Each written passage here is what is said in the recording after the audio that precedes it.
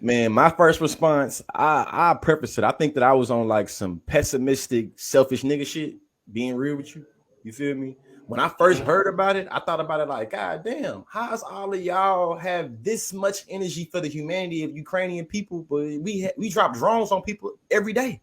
Yeah. Not saying that Ukrainian people doesn't matter, but in my mind, I'm thinking like, how do y'all pick and choose whose lives matter in terms of bombs and missile ballistics and shit? You feel me? The people in Palestine been getting bombed for goddamn free Palestine. You feel what I'm saying? So I'm thinking about it like, hold on now. Do you remember what happened with Syria? Bro, I'm being real with you, bro. That's how my first thoughts was like, damn. So when niggas is asking for reparations and we asking for all type of different social services to be able to, that requires research and finance to do something for us, y'all start acting like some penny pinching ass fiscal hustlers. I don't know, niggas. That's gonna cost too much. Niggas, who gonna pay for the taxes? Man, we gonna send billions or millions of dollars over there. Ain't nobody asking about who paying for it. Ain't nobody talking about the fiscal dollars. I'm thinking like, damn, boy, this a European doublespeak is real right here, man. Yeah. We bombing a whole bunch of people in that Horn of Africa right now. And I'm seeing the American media like, oh my God, those niggas in the Horn of Africa, you don't care about them. I seen a tweet right before we got on that said this woman was like, watching the empathy that is had for and the deserved empathy, I think she said, that is being had for the Ukrainian people is surreal, because I remember none of Ukraine. Yeah. The people of Ukraine, because I remember none of this in relationship to the Iraqi people, my Iraqi people, when they were being bombed. You know what I'm saying? And so she was like, to see the conversations on the timeline, and it took me back to more my context for a lot of terrorism and the ways that we kind of project and group and scoop whole groups of people was with Afghanistan, right? And 9/11, and the lack of compassion that was had, like just the lack of the ability to parse out the bad people from the just the people. Like none of that compassion was there before, so that really is it's a weird disconnect. You pick and choose when humanity matter to me. So it's just like, hey, listen, the Ukrainians matter, but it shows me that you have selective moral outrage when it comes to people being casualties of imperialism. When you think that the Horn of Africa, people in Somalia or Sudan or goddamn, you feel me? I can't even think of some other African countries right now that's getting bombed on a daily basis. It's like, where was this at? But listen, if you're from Ukraine and you listening, I'm not. What you going through, it matters. My heart go out to you. I follow people that literally live in Ukraine right now. I follow this young woman today on TikTok. We literally TikTok friends. And she is crying about how her mother is Russian Ukrainian and she's on the Russian side. And she's literally thinking about, she's pregnant, first of all. She's pregnant. She about to be having a baby type shit. I'm gonna share the video to my page tomorrow. And she's talking about how she recognizes that when America put sanctions on Russia, she's had to send all the money she can to her mother because her mother depends on her financially to be able to survive. So we're recognizing that real lives are being impacted by this. But I think it doesn't, you know what I'm saying? Like Toya said, we can walk and chew them at the same time. I can acknowledge that humanity and the general welfare of Ukrainian people and how we should care about that. But I also can acknowledge the lack and how we don't have the same energy when it comes to people in the Middle East or people in Africa or people in South America. Like, you don't care about them. You don't look the same. Well, and that's why I think that's a great place to move into like the way that this news gets disseminated and the conversations that we get caught up into and how we ignore the role imperialism plays in like whose side to take type shit or who's in the right, who's in the wrong. Because the one thing we got to do, and George put the video out about this on his YouTube, on his TikTok page, is that we have to. It was on your Facebook page, the one we talked about earlier. Before the show. Okay, so George put on his Facebook page where he was talking about there's a distinction between it, and Toya pointed it out too: the Ukrainian people and the Ukrainian government.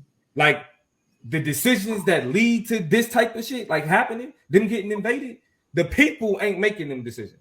Right, because a part of what needs to be understood is that a large part of the reason why Putin is really pressed on Ukraine right now is because Ukraine has been openly courting being a part of NATO, which is something he does not fuck with, right? And when we talk about beef between NATO and Russia, we talking about imperialism. We talking about imperialist powers, right? The people of Ukraine are literally pawns in a larger conversation. And that's why I'm sorry I got to give it to y'all like this. But at the end of the day, we are spectators in literally in the global chessboard. Yeah, right? And we collateral damage. We collateral damage. Thank you. What happened to us as regular people is just the side effect.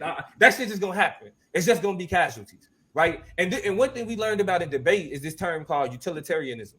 Yeah. And it's looking at deaths and these things from the perspective of a percentage. Because if you look at a bunch of people dying and say, well, only 1% of who was in the area died, right? Like, okay, 1%, that's not bad. But that 1% could be 10,000 people. Yeah. 10,000 people died, right? But the way that we to speak to what y'all talking about, we learned with them COVID numbers. Okay, percentages. Don't be misled. A little number is a lot of people. A little number is a lot of fucking people. So when we talk about, I mean, and it's hard to it's hard to rely on like numbers that come out of these areas because again, media is so rife with propaganda and people trying to manipulate conversations, especially like from the higher places up. So Nick, we up there, you got black people going full Red Dawn. If y'all ain't seen Red Dawn, Wolverines, you know what I'm saying? Like the Russia invaded the United States. Because the idea you get infiltrated with the propaganda of they harming these innocent people. You feel me? Not Ukraine is trying to get in bed with the United States, and motherfucking Putin is not having that. Mm-hmm, mm-hmm. That's really what's happening. Yep, that's really the backstory. And so when we're talking about it, we thinking about the people, but this is just again the global cabal moving in ways that's like, nah, this my little piece. Y'all not taking my little piece. I'm not about to let y'all have it. And we're gonna see how far y'all gonna go. I know how far I'm gonna go to keep it. How far y'all gonna go to take it from me though?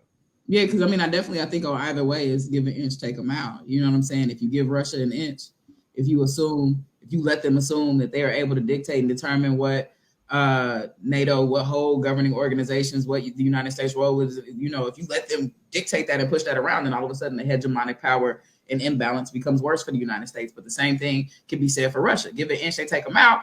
I'm gonna be like you said, what you gonna do to come get it? I'm not giving you nothing. Not a piece of land, not a square mile, not a come take it. And we heard, you know what I'm saying, Putin earlier this month very quickly identified that wasn't the Leninist and Stalinist kind of eras that allowed for the current separations or kind of the separations that exist with the pieces of land that are in Ukraine to be taken away from Russia in the first place. Like he was like, listen, like the real context of what history should say and the way the geography should play out, I ain't got shit to do with what they decided, but we keeping our stuff. That's ours. It been ours. Those politics don't necessarily influence it, so you're gonna have to come and take back what we are declaring as ours. And I think that is a very clear example both ways of how, giving an inch and taking them out is not an option for either side of the people on this conflict or in this conflict. So I think my computer is having issues. I wanted to play a TikTok video of this young lady breaking down the Putin and or the Ukraine and Russia conflict in terms of it being a toxic relationship. And let me explain it. The way that it's been broken down is that Ukraine left a toxic relationship that it had with Russia, right? Left them alone. I ain't doing it no more. Independence, right? Russia's that toxic ex that's like, no. If you not leaving me. Nah, you can't leave till I say you can leave. This relationship ain't up until I say it's overhead ass. Right. And Ukraine is like, no, I'm done with you. You know what I'm saying? I'm moving on with my life. I'm trying to be my own democracy. Doing my part. Not even no, but also I've moved on. I've changed. You literally blocking my ability to do shit like establish my own credit, open my own bank accounts, whatever. A lot of what your actions are doing are what are denying me my inalienable